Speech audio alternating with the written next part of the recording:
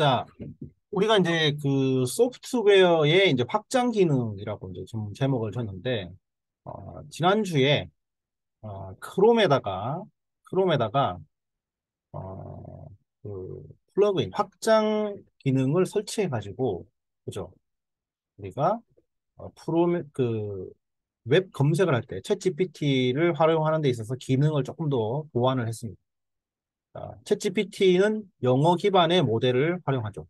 그렇기 때문에 우리가 질문을 던질 때 영어로 질문을 했을 때 그 답변의 수준이라든가 양과 질이 모두 이제 뛰어나다. 이런 것들은 이제 여러분들 이해를 하셨을 겁니다.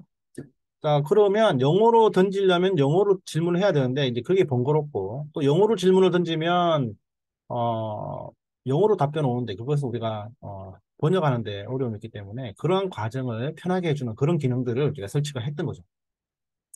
근데 이제 우리가 이제 그 크롬뿐만 아니고 전체적인 관점에서 우리가 좀 볼 필요가 있어요. 그래서 컴퓨터를 우리가 보면은 이제 하드웨어와 이제 소프트웨어가 있죠. 그렇죠? 소프트웨어가 있고. 그래서 이 컴퓨터 하드웨어에는 입력, 출력, 처리, 급하게 없다고 했어요. 이게 제일 중요하다고 했어요. 그죠? 네, 이게 필수 장치고 이 저장 장치는 뭐 있어도 되고 없어도 되는데 아무튼 이렇게 이제 구성이 됩니다. 하드웨어. 하드웨어를 작동시키게 도와주는 게 이제 소프트웨어죠. 그래서 하드웨어 그 자체는 그죠? 그냥 고철덩어리다 이렇게 말씀드렸습니다. 인간도 육체만 있으면 우리가 못 움직이죠. 안에 이제 하드웨어가 소프트웨어가 생각 의식이라는 게 있고 안에 뭔가 이게 소프트웨어가 작동하기 때문에 저도 말을 하고 있고 행동을 하고 있고 움직이고 있는 거예요. 그죠? 소프트웨어가 뇌가 죽으면 그죠? 소프트웨어가 없으면은 그냥 가만히 아무것도 할 수 없는 그런 상태잖아요. 가치를 만들 수 없는. 이제 소프트웨어가 있는데 이제 이런 소프트웨어가 있다. 근데 컴퓨터의 소프트웨어를 크게 나누자 보면 이 시스템 소프트웨어와 응용 소프트웨어가 있어요. 시스템 소프트웨어. 시스템 소프트웨어는 운영 체제가 있죠. 운영 체제. 운영 체제가 바로 시스템 소프트웨어가 됐고요. 응용 소프트웨어는 뭐 카카오라든가 그죠? 여러분들 컴퓨터에 설치되는 오피스 이런 것들이 이제 응용 소프트웨어가 되겠습니다. 그죠? 네. 이해되시죠? 네, 요거 기본적으로 이제 하고 넘어가겠습니다. 자, 그러면 여기에 이제 기능이 계속 추가되는 거예요. 우리 하드웨어에도 기능이 확장을 시킬 수 있어요. 그죠? 우리 여러분들 성형을 하게 되면은 약간 확장을 할 수 있잖아요. 성형도. 옷도 어떻게 보면 확장 기능이고 추위를 보호하기 위해서, 더위를 피하기 위해서. 그죠? 그래서 확장 기능. 컴퓨터 시스템은 우리가 지속적으로 부가 기능을 추가할 수 있다. 그래서 확장 기능 또는 플러그인이다. 이걸 좀 꼭 기억해 주시면 좋겠습니다. 그래서 크롬의 기능을 확장시켜준다. 확장 기능. 그래서 익스텐션 또는 뭐 플러그인 이렇게 이제 얘기를 하는 겁니다. 그러면 조금 더 세분화시켜가지고 얘기를 해볼게요. 자, 우리는 이제 누구나 하드웨어를 갖고 있고 그 하드웨어 위에 운영체제를 설치할 수 있어요. 확장 기능을 추가합니다. 이게 하드웨어 자체로는 그냥 고철덩어리죠. 그죠? 근데 운영체제가 있기 때문에 이제 하드웨어를 우리가 통제하고 하드웨어 자원을 잘 사용할 수 있게 되는 겁니다. 그죠? 우리가 생각이 있고 의식이 있기 때문에 우리 몸의 자원을 효율적으로 사용할 수 있는 거죠. 그죠? 그다음에 운영체제 위에 응용 소프트웨어가 이제 설치가 되고요. 여기에 다양하죠. 그죠? 이렇게 여러 개의 예, 그죠? 하드웨어 위에는 여러 개의 운영체제를 설치할 수 있고, 그죠? 근데 이제 우리 통상 윈도우를 많이 쓰죠. 음. 그다음에 여러 개 쓰고, 그다음에 각 응용 프로그램마다도 확장 프로그램을 설치할 수가 있습니다. 네, 확장 프로그램을 설치할 수가 있어요.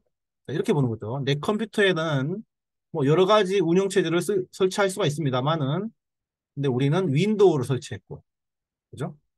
윈도우의 확장 기능, 프로그램을 설치해서 이렇게 여러 개의 프로그램을 이렇게 설치할 수가 있습니다. 그죠? 이 프로그램을 통해 가지고 내 컴퓨터를 더 잘 사용할 수 있게 되는 거죠. 그죠? 예. 한글은 문서 작업, 오피스는 크롬은 윈도우, 인터넷 검색, 카톡은 소통, 커뮤니케이션, 뭐 기타 등등 게임도 있을 수 있고요. 그래서 우리 컴퓨터에 윈도우를 설치하고 윈도우에 프로그램을, 소프트웨어, 응용 프로그램을 이렇게 설치를 하고 할 수도 있고. 그래서 이 확장이 계속 되는 거네요. 그죠? 기능이, 이런 소프트웨어가 설치될 때마다 기능이 확장되는 겁니다. 계속 확장돼요. 그죠? 계속 확장이 됩니다. 그래서 뭐 이 윈도우에 이런 응용 프로그램이 설치될 때마다 나는 금융 거래도 할 수 있고, 나는 또 외부 사람들과 소통도 할 수 있고, 웹 검색도 할 수 있게 되고, 문서 작업도 할 수 있게 되고, 게임도 할 수 있게 되고, 응용 프로그램이 추가되면서 내 컴퓨터의 기능이 확장되는 거죠. 그죠? 확장되는 거예요. 자, 그런데 이 응용 프로그램의 기능도 확장을 시킬 수가 있죠, 이렇게. 그래서 우리가 크롬이라는 응용 프로그램의 기능을 확장을 시켰습니다. 그래서 우리는 지니 프롬프트도 설치했고, 디플이라는 확장 익스텐션도 설치를 했습니다. 그죠? 네. 이게 이제 확장 기능이거든요. 계속 확장해 가는 거죠. 그죠? 자, 그래서 이 연장선상에서 이해가 되시죠? 예, 계속 확장해가지고 우리가 서비스가 이제 우리 그 기능을 확장해가지고 더 많은 일을 할 수 있게 되는 겁니다. 다양한 종류의 일을. 자, 그러면 우리는 챗 GPT라는 서비스를 확장해보자. 챗 GPT라는 서비스. 이 챗 GPT라는 서비스의 확장 기능을 추가해보자. 네, 확장 기능. 챗 GPT의 한계를 보완해주는, 보완해주는 확장 기능이 바로 챗GPT 플러그인이 되겠습니다. 챗GPT라는 서비스, 인터넷, 그죠? 서비스죠. 라지 랭귀지 모델 서비스인데, 그죠? 이 서비스에다가 기능을 할 수 있는데, 이게 상당히 유용해요. 네, 유용해요. 그래가지고, 이 챗GPT는 다양한 플러그인을 설치해가지고 우리가 할 수 있게 됩니다. 그래서 이 플러그인 스토어라는 것이 있어요. 플러그인 스토어. 플러그인 스토어가 있어가지고 어, 이것을 좀 실습을 해보도록 하겠습니다. 어떤 일이 생기는지. 그래서 우리는 이제 캔바라는 그 플러그인도 설치해보고 스토리라는 앱을 사용해 보기도 하고 뭐 기타 등등 데이터 분석에도 어, 우리가 이런 플러그인을 챗GPT의 기능을 강화하는 플러그인을 추가해서 우리가 좀 더 많은 일을 할 수 있게 되는 겁니다. 그래서 이런 플러그인을 좀 잘 할 필요가 있다. 앞으로. 네. 자, 왜냐하면 잘 봐요. 이 챗GPT가 모델 데이터 자체가 2021년을 기준으로 뭐 이렇게 데이터가 합니다. 그럼 이게 약점이 온 건 최신 데이터가 부족하다. 뭐 이런 약점이 있죠. 그죠? 그 다음에 검색된 결과가 외부의 서비스와 링크가 없다. 링크가 없기 때문에 그 안에서만 이제 확인할 수 있는 방법이 없다라는 거죠. 근데 이제 이게 플러그인이 생기면서 이런 것들의 문제를 이제 어느 정도 해결할 수 있는 거고, 그 다음에 질문을 던지기 위한 어떤 도구들도 조금 더 예, 고도화해서 이제 할 수 있는 겁니다. 그래서 그리고 앞으로 이 챗GPT 플러그인에 대한 사용법에 대해서도 제가 이제 유용한 것들에 대해서도 계속 설명을 드리도록 하겠습니다. 자, 이해되셨나요? 그래서 요거는 제가 따로 설명을 드리고 제가 실습을 해보도록 하겠습니다. 자, 그 다음에 메타에서 Seamless Model for Translation M4T라고 하는데 이 Seamless M4T라는 서비스를 공개를 했습니다. 그래서 이 제목 자체가 언어 번역을 위한 파운데이션 모델인데 멀티모달 파운데이션 모델이다 이렇게 나옵니다. 멀티모달. 이 멀티모달이라는 것은 뭐라고 했어요? 다양한 입력 방식, 다양한 입력 이렇게 이해하시면 돼요. 다양한 방식이다. 다양한 방식이다. 그럼 여기서는 음성도 입력을 받을 수도 있고 음성도 그 다음에 텍스트로도 입력을 받을 수 있다 이 말이에요. 여기서는 그래서 멀티모달이죠. 음성도 입력을 받을 수 있고 텍스트도 입력을 받을 수 있는 모델이에요. 그래서 여기 보시면 이 심리스 M4T 웹사이트에 가보시면 여기에 모델 인풋은 음성도 되고 텍스트도 되는 거예요. 근데, 근데 이 모델 입력은 음성으로 하고 음성과 텍스트가 되고요. 출력은 여기도 보시면 음성을 입력을 하면 음성으로 번역을 해줍니다. 자, 그런데 이 재밌는 건 뭔가 하면 이 숫자가 있죠. 여기서 음성으로 받아들일 수 있는 언어의 개수가 100개가 정도가 됩니다. 100가지의 언어를 받아들여서 음성으로 받아들이면 35가지 언어로 음성으로 번역을 해줍니다. 통역을 해줍니다. 여기서 통역이겠네요.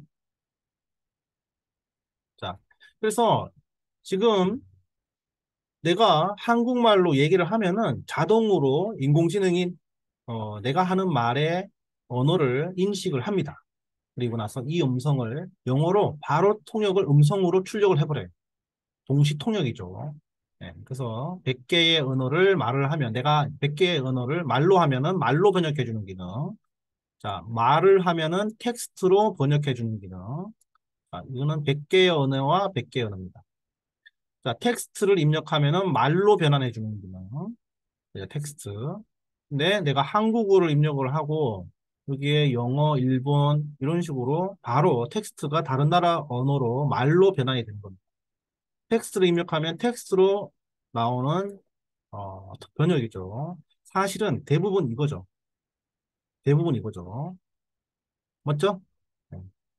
텍스트를 스피치로 할 때는 동일한 언어일 때 가능했습니다. 근데 여기서 말하는 것은 한국어를 입력하고 독일어, 한글을 입력을 하면은 하고 나서 독일어 말로 변환해달라고 했을 때 가능하다 이 말이에요. 네, 이게 이제 대단한 거고요. 예, 이것도 마찬가지입니다. 스피치를 텍스트로 변환하는 것도 마찬가지예요. 그래서 지금 생성 AI 기술을 이제 가지고 이 모델을 파운데이션 기반 모델을 만들었습니다. 데이터 기반으로. 그리고 다양한 음성을 우리가 받아들일 수 있고. 그래서 이게 아주 앞으로 언어의 장벽이 무너지고 있다. 무너질 것이다. 이렇게 지금 보는 겁니다. 그래서 제가 이거를 특별히 여러분들에게 이렇게 보여드린 겁니다. 그래서 이것도 8월 달에 나온 내용입니다. 그래서 이미 모델 자체를 공개를 했고 여러분들이 들어가서 테스트를 할 수가 있습니다. 그래서 보시면 이런 거죠. 여기 보시면 자 우리가 기능을 정의합니다. 어, 언어를 스피치를 스피치 이거 소리죠, 그죠? 내가 말로 얘기하면 스피치 말로 얘기하면 말로 번역해 주는 거고요.